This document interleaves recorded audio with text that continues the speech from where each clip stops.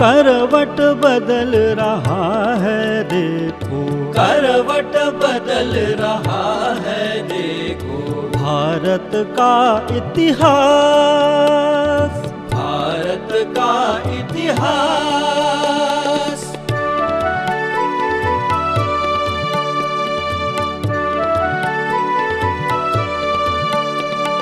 सदियों से विस्मृत गौरव का, सदियों से विस्मृत गौरव का, भारत माँ परिचय देगी, भारत माँ परिचय देगी।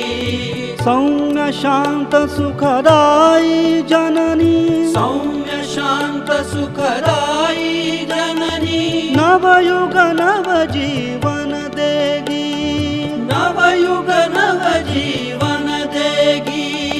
उस जीवन दर्शन से होगा, उस जीवन दर्शन से होगा मानव धर्म विकास, मानव धर्म विकास। पश्चिम के असफल चिंतन का, पश्चिम के असफल चिंतन का, शनै शनै हो ह्रास, शनै शनै हो ह्रास। जय श्री राम। योगेश अनंत काले सभी सुनने वालों को प्यार भरा नमस्कार। मित्रों, नए जोश और उमंग के साथ हैवलॉक ने गंगा पार की। लक्ष्य था 3000 उसके स्वदेशी ब्रिटिश नागरिकों को बचाना और लखनऊ रेसिडेंस में एक बार फिर यूनियन जैक का फहराना। ये हमने कल देखा। हैवलॉक रेसिडेंसी तक तो पहुंच गया था हेनरी और उसके साथ था आउट्रम। दोनों ने परिस्थिति का अंदाजा लिया। रेसिडेंसी के हर भाग को स्वयं वहां जाके उसका परीक्षण भी कर लिया। दिलखुश गार्डन हो, रेसिडेंसी इमारत हो, वो तो जैसे भूखी नंगी अवस्था में जर्जर हो चुकी थी। अब स्वाभाविक है दोनों की चिंता वहां बढ़ गई। मात्र कुछ महीने पहले हेनरी लॉरेंस ने इन सब की मरम्मत की थी, मात्र 2-2.5 महीने पहले। और आज तो ये हाल हो गया कि उससे कई गुना ज्यादा वो जर्जर अवस्था में पहुंच गई थी।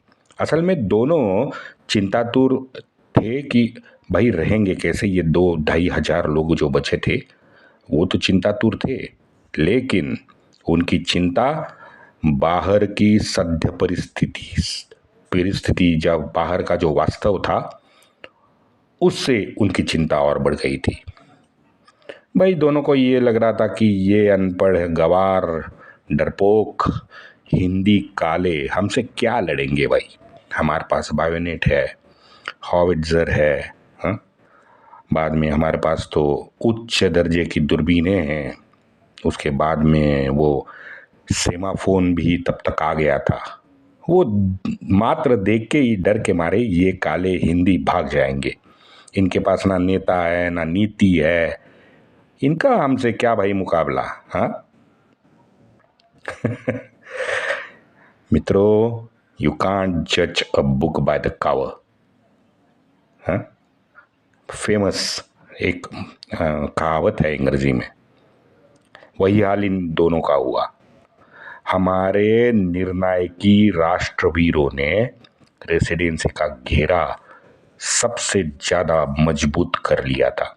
इसलिए मैंने वो कल जाते जाते प्रश्न पूछा था। हेनरी हैवलॉक खुद से भी ये पूछता होगा कि ये मैंने इनको आज़ाद किया या स्वयं को कैद कर लिया।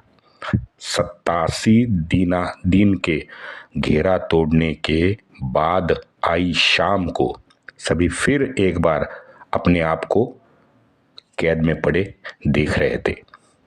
दोनों बैठे एक दूसरे से सलाह मशवरा किया, विचारांती निर्णय हुआ।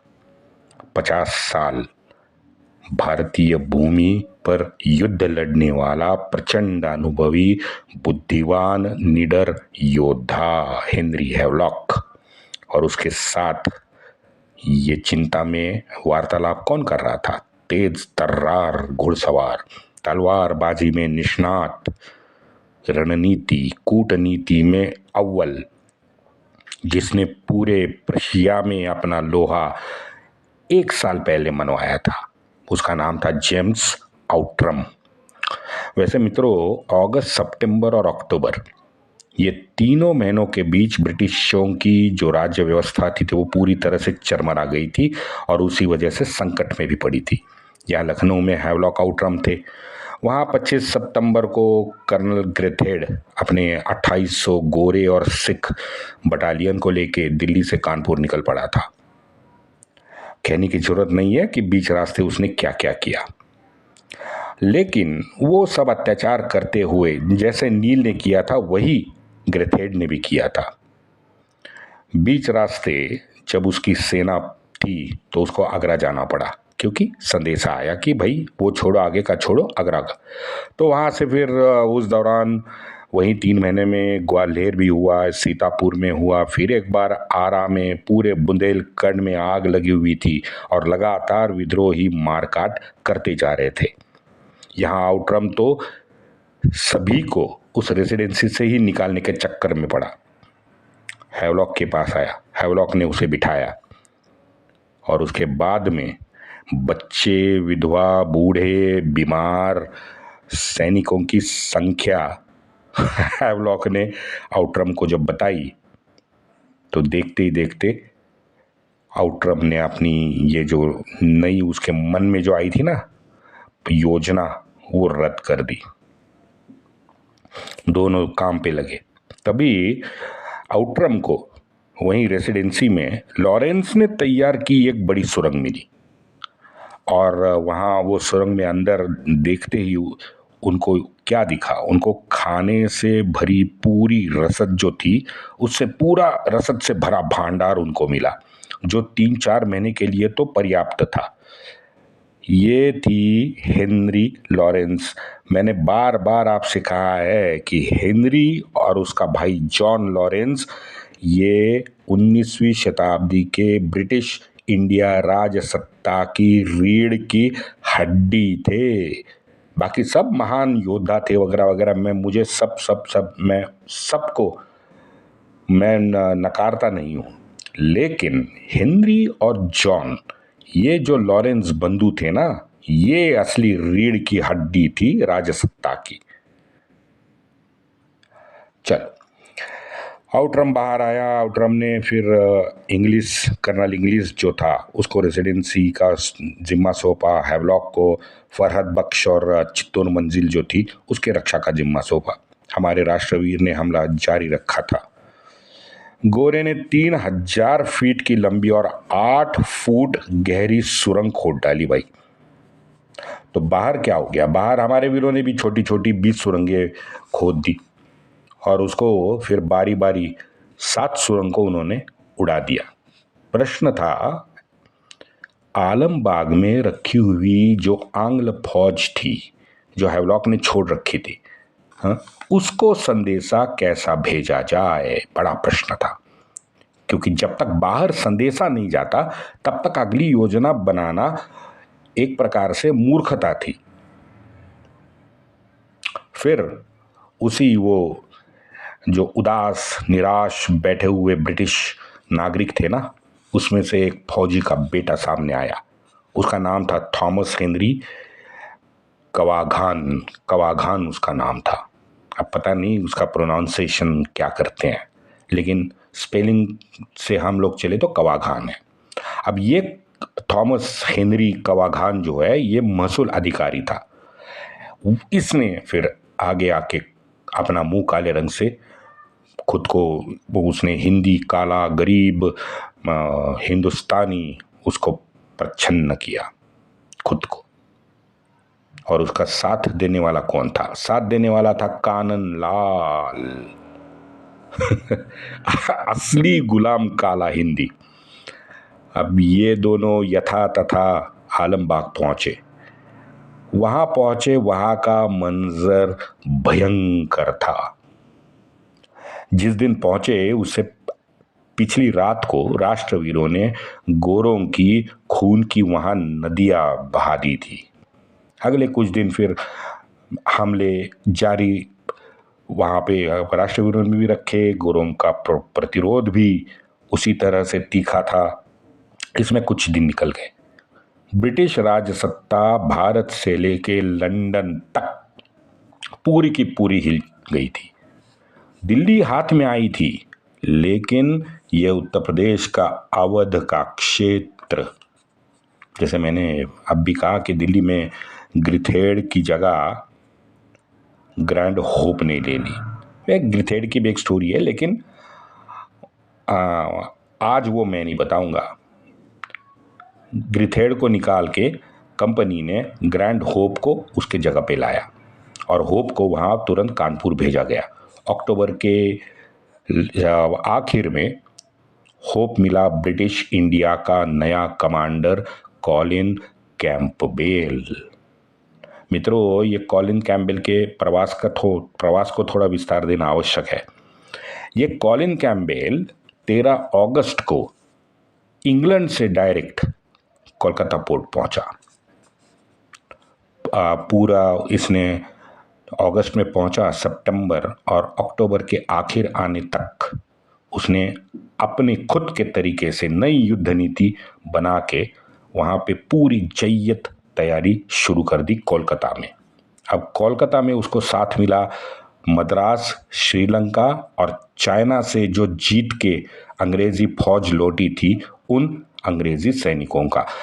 इसका मतलब ये नहीं कि सभी गोरे थे। मद्रास रेजिमेंट, सिख वगैरह पठान थे, उसमें कुछ अफगानिस्तान की पूरी जैसे अनियमित फौज मैंने आपको बताया था इसके लाहौर में जब हमला किया था तब, वो भी उनके साथ थी। तो 27 अक्टूबर को ये 64 साल का नौजवान निकल पड़ा लखनऊ की ओर। युवा पॉवेल और कैप्टन पील, इन दोनों की समुद्र सेना थी। वो कैंपबेल ने प्रयागराज के जलमार्ग में उतार दी, कलकत्ता से लखनऊ। राजमार्ग तो बहुत बड़ा था, हम सब जानते हैं, लेकिन चलते हुए उनको अखंड भय था। किसका? हमारे महान योद्धा कुंवर सिंह जी का। कुंवर सिंह जी अपनी ताकत और अपने असामान्य शौर्य का परिचय उनको ऑलरेडी बार बार दे चुके थे। उनसे बचते छिपते छिपाते यथा तथा कॉलिन कैंपबेल कानपुर पहुंचा। ये जाते जाते बता दूं कि जिस दिन वो पहुंचा उसी दिन राजमार्ग पे तो 3 उसकी छुटपुट की लड़ाइयाँ हुई, बहुत छुटपुट की लड़ाइयाँ हुई। और वहाँ उसी दिन राजमार्ग पर पॉवेल को ढेर करके वीरों ने, वहाँ हमारे वीरों ने अवरोध निर्माण किया। ये भूल गया, ये हमारे सावरकर जी ने इसका वर्णन अपने पुस्तक में किया है। ये जो हमारा चाणाक्ष कॉलिन है ना, ये प्रयागराज से इसको जाना था कानपुर। अब जो मैंने 3 छुटपुट लड़ाइयाँ बोली वो कानपुर आते आते हुई हैं, लेकिन मैं बीच रास्ते का एक प्रसंग आपको बता रहा हूँ कि कॉलिन ने क्या किया। प्रयागराज से कानपुर के लिए कॉलिन एक बैलगाड़ी में बैठ गया, जिस बैलगाड़ी का उपयोग सामान ढोने के लिए किया जाता था। वो पता है ना, कुछ उसका अलग डिज़ाइन होता है। तो उस बैलगाड़ी में Colin Powell, commander in chief of British India, भाई बैठ गया अकेला। अब कानपुर के रास्ते में थोड़ा देर के बाद में उनके सामने उनको दिखाई दिए 10-12 बड़े बड़े हाथी। वहाँ पे है राष्ट्रवीर, आगे ढोल नगाड़ा बज रहा है, सभी लोग बड़े खुश थे। शायद किसी अंग्रेजी टुकड़ी को आसमान दिखा के वो जस्ट आ रहे होंगे, पता नहीं, ये इतिहास को नहीं मालूम वो कहाँ से आ रहे थे, लेकिन ऐसे लगता है जो खुशी से वो लोग जा रहे थे, क्योंकि उनके पास 25-30 घुड़सवार भी थे।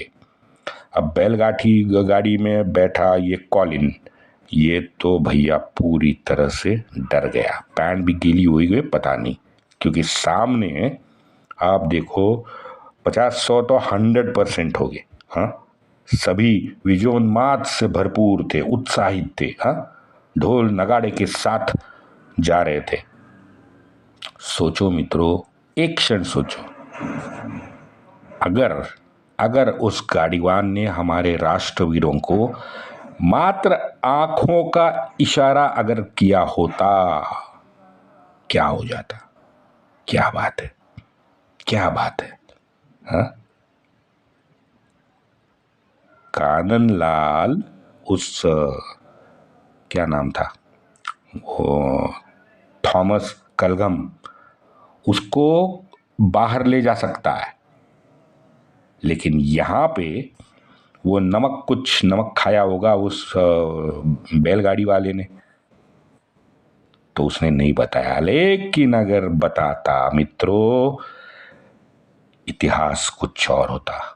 कसम से कह रहा हूं, ब्रिटिश इंडिया का कमांडर इन चीफ निहत्था अकेला, उसकी जो हालत ये लोग करते और उससे जो पूरे ब्रिटेन में तहलका मच जाता।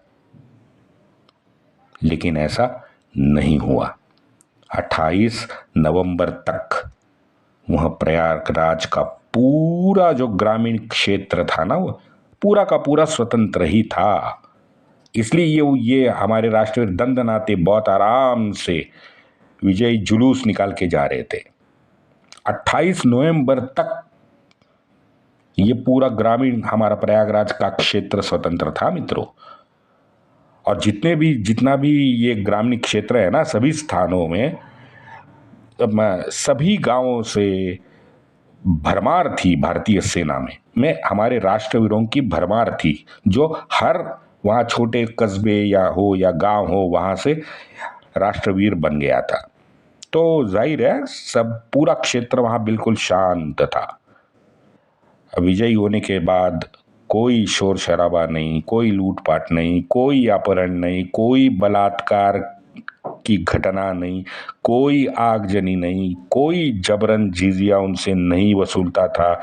नए धर्मांतरण, धर्म परिवर्तन, जबरन परिवर्तन कहीं भी नहीं हुआ था। सारे आनंदित थे। तकरीबन 2-2.5 महीने ये आनंद टिका रहा।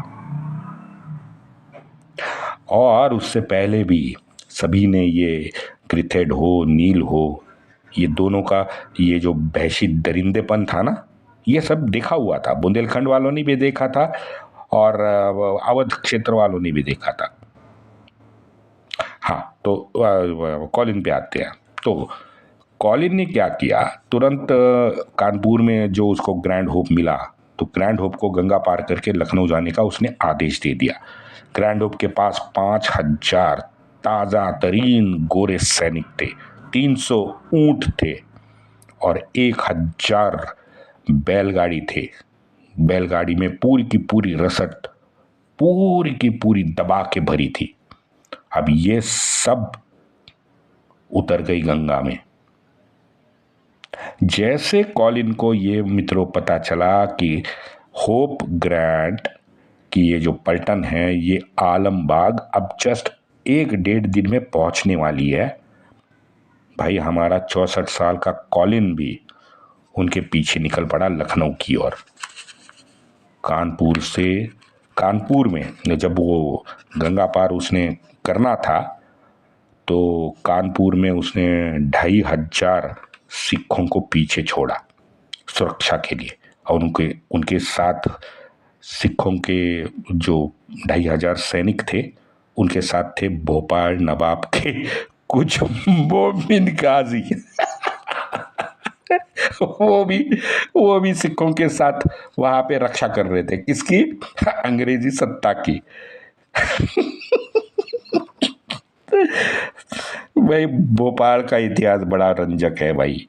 मुझसे आप ये मत पूछो कि मैं क्यों हंसा। आपको सबको पता है कि भोपाल में क्या हुआ था, मैंने बताया भी था। अगर फिर से आपको डिटेल में सुनना है तो भोपाल के नवाब का पूरा डिटेल मैं आपको दूंगा। और वो ऐसे जाते जाते फिर पतौड़ी का भी देना पड़ेगा, क्योंकि वो तो उसका जमाई था, तो उसका भी दे। चलो वो अगर आप चाहते हो तो मैं दूंगा, लेकिन हमारा आज का विषय अवध। अच्छा, तो इन दोनों को फिर सुरक्षा कारण कॉलिन ने पीछे कानपुर में ही छोड़ दिया और उनका चीफ किसको बनाया? चीफ बनाया था विंडहैम को। अब ये विंडहैम है, इसने तलवार से पूरे यूरोप में 7 जंगें लड़ी और सभी जंगों में मित्रों तहलका मचा दिया था। ऐसे विंडहैम को कॉलिन ने कानपुर रुकवा दिया सुरक्षा के वास्ते। कॉलिन 9 नवंबर 1857 को आलमबाग पहुंच गया। वंदे मातरम।